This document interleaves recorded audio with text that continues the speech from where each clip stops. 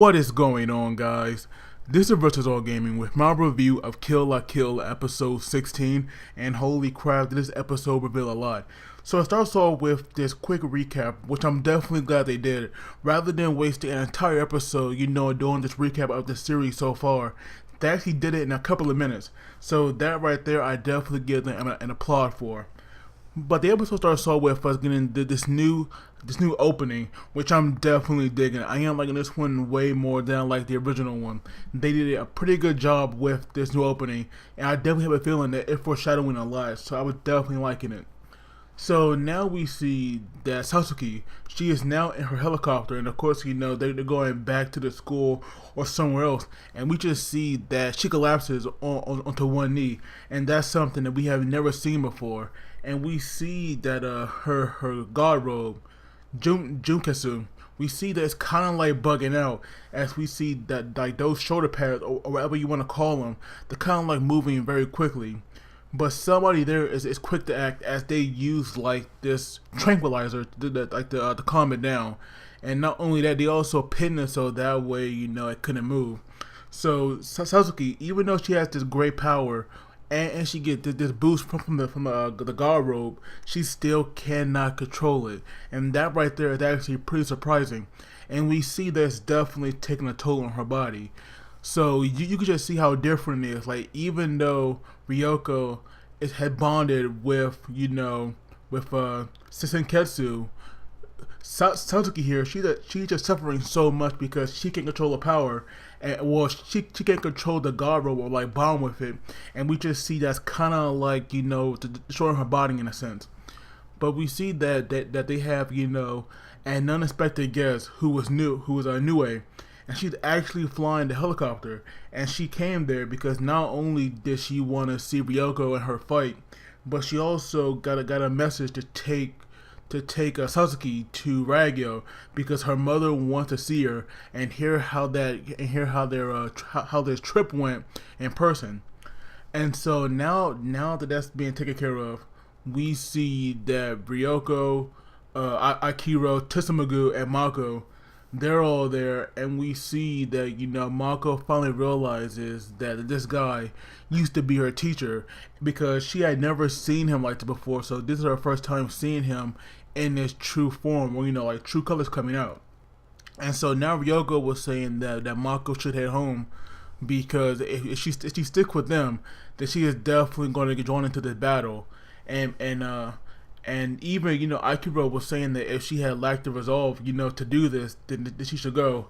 And she was saying that the resolve that she lacked, it was to become a nudist. So that right there, which is so funny. But obviously, Mako definitely cares about Ryoko, and she wants to be her friend forever, so she actually tags along. And so now we see them all diving into the water, and they go to the ruined base.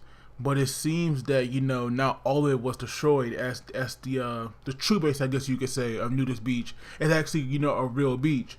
So after they go there, we just see all these soldiers come out, and it was funny how Ryoko was actually blushing for seeing all the people around her, because we all know that in Nudist Beach they hardly wear any kind of clothes. But then we go back to Sasuke, who's actually in the grand bathroom of her mother's home, and you just see that her body is still in a ton of pain, and she was definitely even struggling to even sit down. So that would go to show you how wrecked her body is. But like always, her mother, she has this crazy rainbow hair, so you can always tell when she appears. And so here's where things get kind of freaky, because we just see that her mom, she wants to purify Sasuke, and she starts touching on her body. Like we see her touching her breast, her thigh, and she moving her hand up. So you just see that something definitely happening here. But it's like all this darkness that was like surrounding Sasuke is now purified as her body gets surrounded in light. So maybe her mother really did purify her, and now she'll have better control over Junketsu. I am hoping that's the case, because I really do want to see Sasuke actually really bond and be able to like control Junetsu and see what she can really do. Because right now she's definitely powerful, but I feel like if she could control the uniform or the guard robe even better, then we'll see how really powerful she can be. But now after her and her mother, were like walking because she was saying that it's time for Sasuke to learn, to learn the truth, because not only is she going to take over one day because she's her successor, so it does make a lot of sense for Sasuke to learn as well. And so this whole episode right here, it was mainly about revealing so much. Because of course, Aikiro had wanted to tell Ryoko everything as well, so it definitely made sense. And so we have Sasuke. She actually got taken to this forbidden room, and we see that her mother, she actually has the original life fiber, which is like this huge bowl of, this huge ball of of life fibers mixed in one, and we just see that it was sprouting life fibers everywhere where it made it into these balls. And we see that one of them actually went to Ragyo, where she made it into some kind of suit. And we see that it joined the other one on the wall, where it kind of seemed to become lifeless at some point. But then we go back to Ryoko here, who's still starting to learn about the truth, where her father, he actually funded and created Nudist Beach. And it was hilarious how how Mako was thinking how it first came to be, and Ryoko somehow knew what it was, and Senketsu, he was saying that that these two are now on one wavelength, so they could definitely see what's in each other's mind. So that right there was pretty cool actually. But we learned that these life fibers, they have chosen they chose humanity over any other kind of being, like animals and stuff like that, to wear clothes, because they were saying that these life fibers, they had developed the human brain so that they could do these wonderful things throughout history.